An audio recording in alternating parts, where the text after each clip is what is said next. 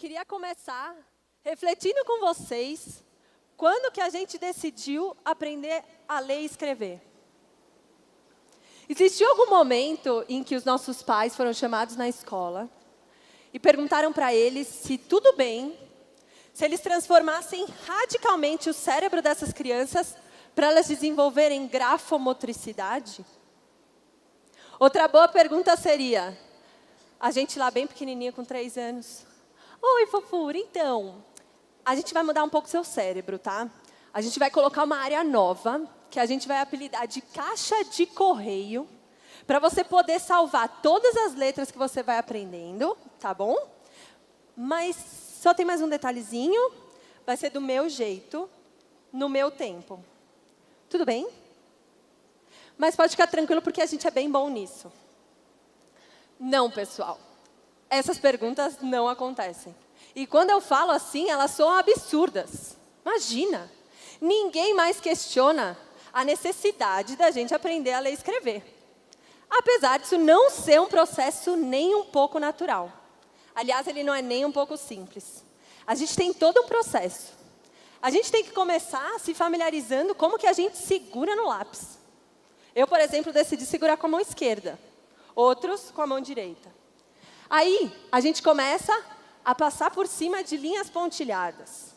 Aí a gente reconhece letra, junta em palavra, faz sentença, começa a complicar, vira texto, aí vira uns textos muito grandes, vira uns livros, certo? Não é fácil, pessoal. E a gente tem que passar por todo esse processo, porque o nosso cérebro não nasceu preparado para isso. Diferente da linguagem oral, certo? A gente tem que passar por uma reciclagem neural, olha que nome bonito. Onde vastas áreas do nosso cérebro passam a desempenhar funções que elas não foram criadas para isso. Só que a gente acha isso tão, mas tão importante, que a gente desenvolveu área de pesquisa, cartilha, método, livro, professores especialistas em alfabetizar crianças. A gente, de fato, manda muito bem. Só que agora, eu queria que vocês pensassem comigo que, apesar da nossa taxa de alfabetização ter caído muito desde a época dos escribas, a gente está revivendo essa época. Só que agora, eles são digitais. Alguns poucos dominam como conversar muito bem com as máquinas, conseguem se valer disso e têm sucesso. Enquanto outros tantos, eles são meros usuários. Usuários que estão sendo programados. Usuários que estão só usando o que é imposto no trabalho ou pela sociedade.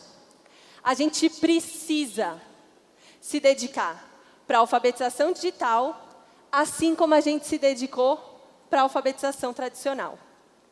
E essa discussão não é nem um pouco nova. Aliás, ela é uma das mais velhas, que é o que a gente tem que ensinar na escola. Na Roma Antiga, a gente decidiu que a gente precisava de 7 artes liberais, que na época eram ciências, mas para a gente era tudo a mesma coisa. A gente decidiu que tinha que ter gramática, tinha que ter retórica, tinha que ter dialética, tinha que ter música, astronomia. Era importante. Afinal, para a humanidade continuar se desenvolvendo, a gente precisava daquilo. Aí veio a Renascença, século XV, XVI. E a gente colocou algumas outras matérias. A gente começou a ensinar as crianças a soletrar. Mas a gente evoluiu mesmo nessa época em como ensinar as coisas. A gente inventou a pedagogia e a didática. Foi bem nessa época. Veio o século XVIII e a gente começou a ensinar várias outras coisas. História, geografia. Línguas estrangeiras também começaram a fazer sentido. O mundo tinha crescido. Mas a nossa surpresa veio no século XIX e XX. Aí, deslanchou, pessoal. Tudo se acelerou. A gente avançou muito, muito mesmo, em arte, ciências, tecnologia. A gente estava manjando de tudo. Só que aí a gente teve que industrializar. Inclusive a escola. A gente fez uma escola de massa e colocou uns 40, 50 alunos por turma. Colocou cada matéria na sua caixinha. Cada professor super especializado naquilo. Ele era um mestre, certo? Ele tinha que ser um mestre. Eu precisava saber tudo. Eu precisava saber biologia, história, geografia. Como que eu ia suportar todo o desenvolvimento que a gente teve? A gente, inclusive, uma parte que eu adoro que a gente inventou, que foi a avaliação. A gente agora tinha avaliação matemática. Era ponto. Só que era totalmente baseado na subjetividade de uma pessoa só. O mestre. Certo, pessoal? Só que eu tenho uma notícia. E ela não é fácil. Nada disso faz sentido no século 21. E aí? Eu vou dar um exemplo bem simples. Só que é do meu trauma de biologia. Decorar. Em qual filo e classe estão os animais e as plantas? Faz sentido? Fazia. Porque vai que eu estava no meio da floresta e eu tinha que decidir se eu comia a frutinha rosa ou se eu corria do bichinho peludo. Beleza, eu tinha que identificar umas características, pôr numa caixinha e falar, isso aí come carne, vou correr. Agora, pessoal, qualquer criança de 10 anos com um smartphone, tira uma foto, procura no Google, vá lá. Ele sabe até como o bicho se reproduz. Bem rápido. Certo, pessoal? O que importa agora, no século 21, no século da internet, no século do smartphone, do software, o que importa é a gente saber criar relação, é a gente ser criativo, é a gente ter senso crítico do que tudo isso funciona, de como tudo isso funciona. É isso que importa. Mas a escola ainda está ensinando para a gente decoreba. Saber como as coisas são feitas muda a maneira como a gente usa. Eu garanto para vocês, pessoal, que se vocês soubessem como a gente salva as senhas de vocês e todo o trabalho que a gente tem para manter elas seguras lá, eu garanto que vocês iam pensar umas 10 vezes antes de sair criando conta por aí. Só acho. Reflitam, certo? A gente precisa começar a ensinar essa criançada como se valer disso. A gente precisa ensinar a linguagem do século 21. A gente precisa ensinar as nossas crianças a programar. E olhando assim, vocês vão pensar, ai que fofa, ela vem aqui, critica o sistema inteiro, acha que pode, e não vai dar nenhum plano. Calma, eu tenho um plano. Para a gente mudar qualquer situação, a gente precisa de 3 coisas. Primeiro, uma crítica de como as coisas estão.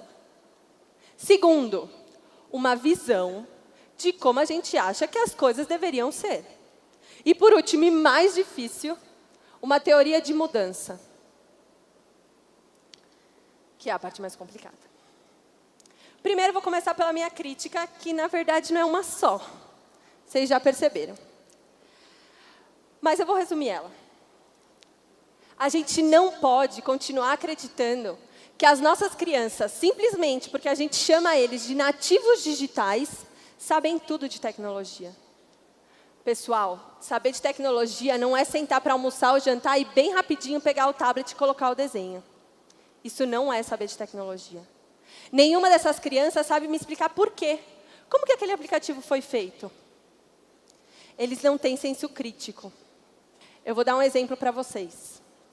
Quando eu pergunto para uma criança, o que é dar um share, que é aquele compartilhar do Facebook para quem não está ligado nas coisas, que é apertar o botão lá.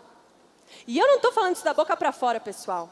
Nesses últimos anos, passaram pela minha mão pelo menos 15 mil jovens, de todos os gêneros, idades, origens. E se a gente perguntar para eles, nativos digitais, que são aqueles que nasceram depois de 2000, o que é dar um share? Eles olham para você. Nossa, tia, você não sabe? É apertar um botão.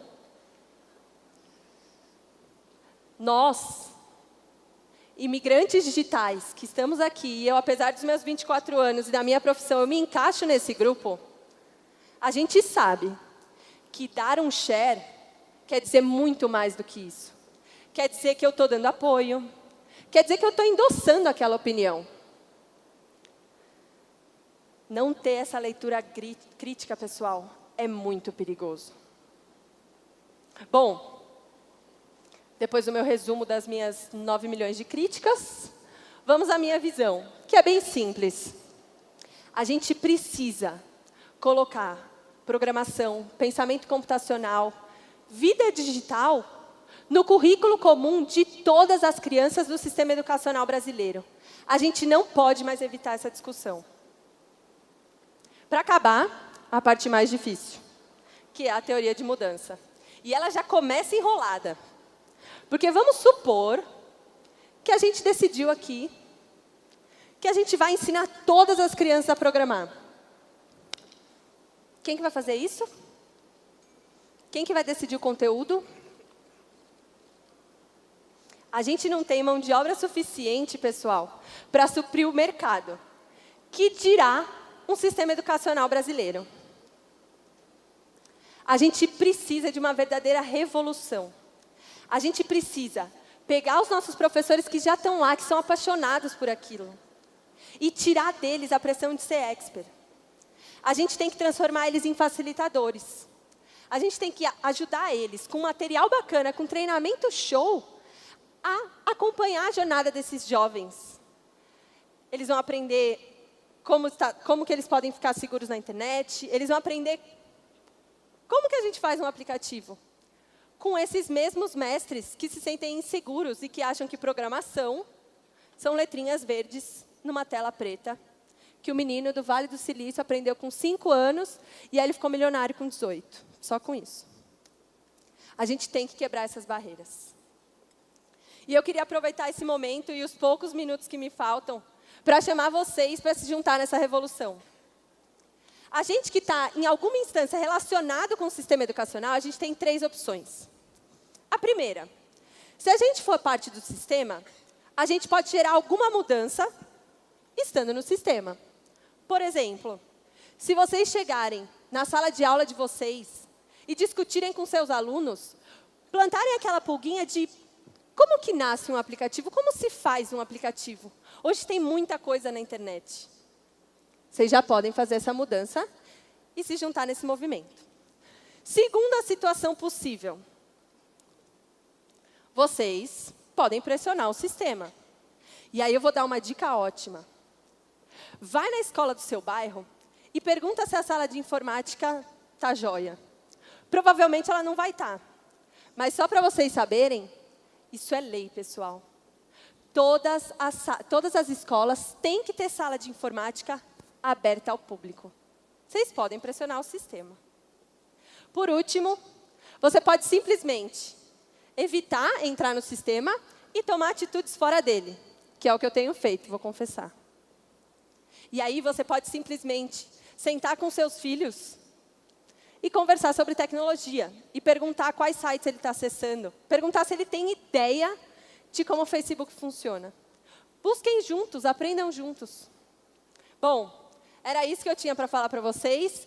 Espero que cada um de vocês continue me ajudando e ajudando o mundo nessa revolução. O que eu posso garantir para vocês é que eu vou continuar tentando, nem que seja convencer uma pessoa de cada vez, a fazer essa revolução. Obrigada.